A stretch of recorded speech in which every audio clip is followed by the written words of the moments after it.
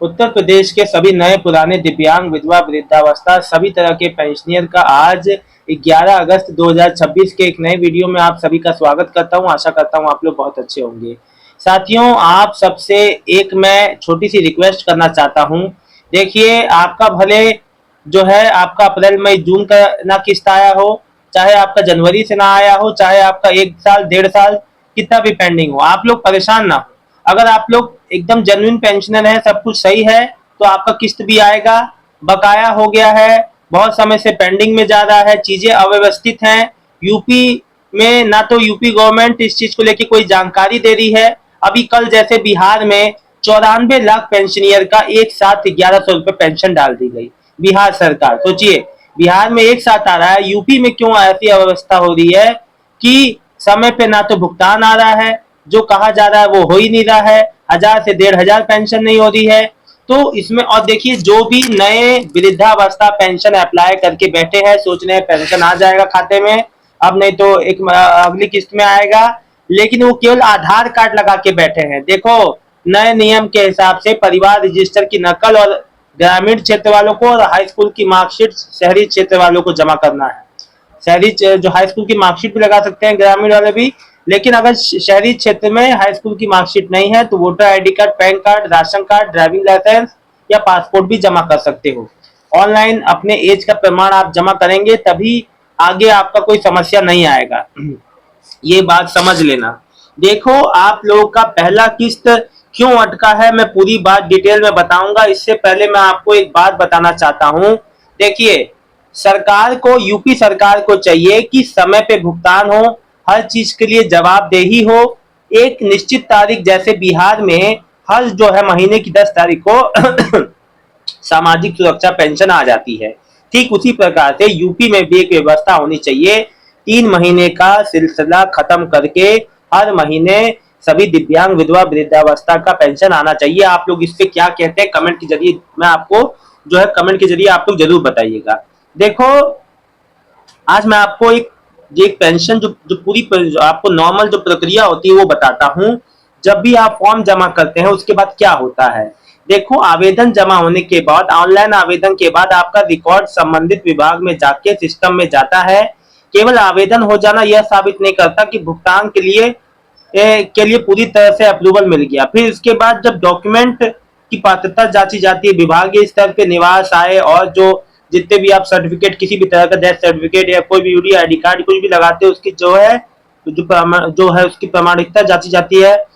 फिर स्थानीय जो लोग मतलब कि जो डिस्ट्रिक्ट लेवल पे शहरी हो ग्रामीण क्षेत्र के अनुसार संबंधित अधिकारी स्तर पे आवेदन का सत्यापन होता है।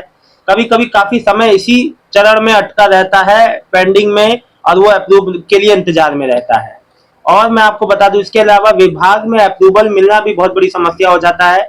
सत्यापन पूरा होने के बाद पात्र लाभार्थियों का रिकॉर्ड भुगतान के लिए स्वीकृत सूची में जाना जरूरी है। मैं आपको बता दूं कि वृद्धावस्था पेंशन में अप्रूवल के बाद होने पे भी लोग का एक एक 1.5 2 2 साल से रुका है।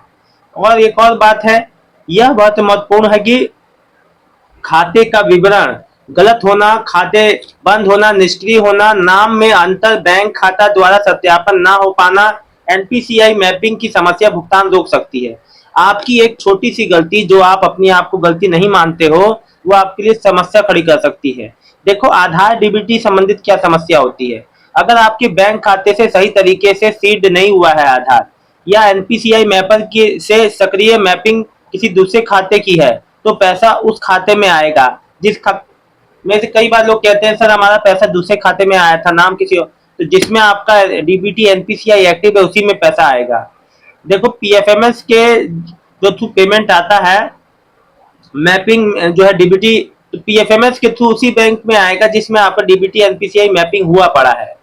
देखो, भुगतान के लिए डेटा जो तैयार होता है वो अप्रूव्ड लाभार्थियों का भुगतान संबंधित डेटा तैयार किया जाता है।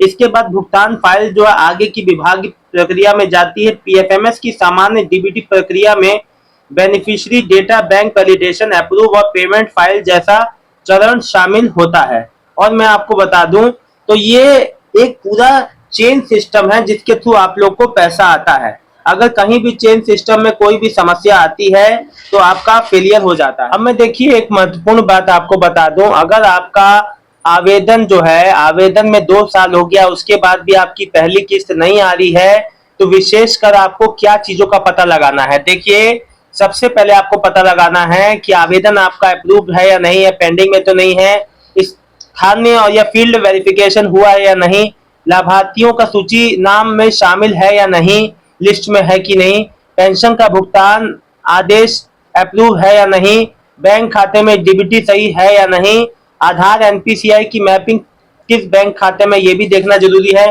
कोई पेमेंट फेल रिटर्न या पेंडिंग तो नहीं है पीएफएमएस में, ये सब चीजें आपको देखना जरूरी है।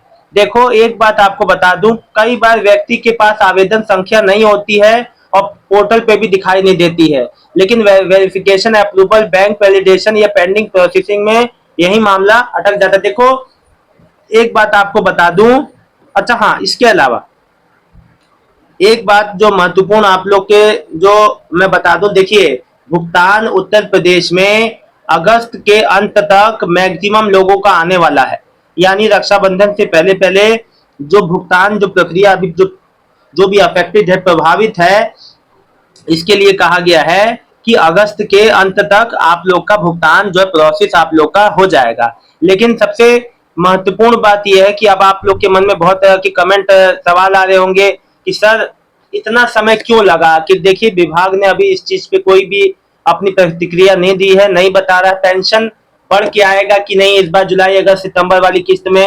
देखिए जुलाई अगस्त वाली जो सितंबर वाली किस्त में बढ़ के आएगा या नहीं, इसको लेके अभी कुछ नहीं कहा जा सकता, और कोई भी बात आगे होगी तो मैं आपको जरूर बता दूंगा, ठीक है ना। जो भी बात रहती है लेटेस्ट आप लोग को मैं तुरंत सामने से बता देता हूँ, किसी भी प्रकार का कोई भी यहाँ कंफ्यूजन नहीं है। विधवा पेंशन जो रक्षाबंधन से पहले इस बार डाली जाएगी या नहीं, इस पे अभी लेके थोड़ा सस्पेंस है, क्योंकि देखो अभी माननीय योगी आदित्यनाथ जी ने इस पे कोई अभी प्रतिक्रिया नहीं दी है। आने वाले हफ्ते में ये बात, इस हफ्ते में ही पता चल जाएगी, ठीक है, थोड़ा सा इंतजार करो आप 3-4 दिन का, 15 अगस्त के बाद ये चीज स्थिति क्लियर हो जाएगी। अब देखो आप सबके कमेंट का जवाब देता हूँ। कुशीनगर में वृद्धा पेंशन कब आएगा, आलम अली लिख रहे हैं। देखो भाई वृद्धा पेंशन बहुत नया पुराना बहुत बड़े पैमाने पे अभी लोगों का नहीं आया है, जो कि आने वाले दिनों में आ जाएगा, अगस्त के लास्ट वीक तक आपका आ जाएगा भैया, परेशान ना हो। सरोज कुमार सर विधवा पेंशन लखीमपुर खीरी में कब आएगी। देखिए मैं आपको बता दूं, विधवा पेंशन बहुत सी माताओं बहनों का जनवरी से नहीं आया, कई माताओं बहनों का अप्रैल मई जून का बाकी है, तो उनका मैं बता दूं कि विधवा पेंशन जो है वो भी रक्षाबंधन से पहले पहले आपका क्रेडिट होने की पूरी उम्मीद है, उम्मीद हो जाएगा। साहिल भाई लिख रहे हैं सर वाराणसी में दिव्यांग पेंशन कब आएगी। देखिए 80 से 100% वाला जितना भी पेंशन है ये सब अगस्त के लास्ट तक की बात कही जा रही है विभाग की ओर से। अब इसमें देखना लाजमी है कि कब तक शुरुआत होती है। विकास अग्रवाल अभी तक नहीं आया है विकलांग पेंशन, गोरखपुर में आएगा कैसे जब अभी हफ्ते की महीने के लास्ट में आनी है। तो देखो लिख रहे हैं सुरेश सिंह जी, मैं जनपद बिजनौर से हूँ का निवासी हूँ, वृद्धावस्था पेंशन हेतु मेरा रजिस्ट्रेशन 2024 में हुआ था, किंतु आज तक एक भी पेंशन किस्त नहीं प्राप्त हुई है। कई बार समाज कल्याण विभाग के चक्कर भी काट चुका हूँ, सारी डॉक्यूमेंट मानक नियम शर्तों के अनुसार है, फिर भी समाज कल्याण विभाग यह कह के टाल देता है कि बजट नहीं है, अगली बार आएगा।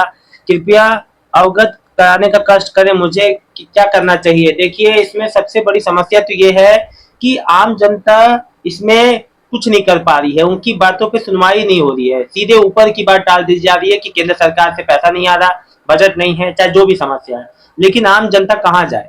माननीय योगी सरकार से यही आग्रह है कि समय पे सबका भुगतान हो, यूं ऐसे 5-5, 6-6 महीना, साल भर, 1.5, 2 साल ना टहलाया जाए, समय पे भुगतान हो। यही आशा के साथ इस वीडियो का अंत करता हूँ।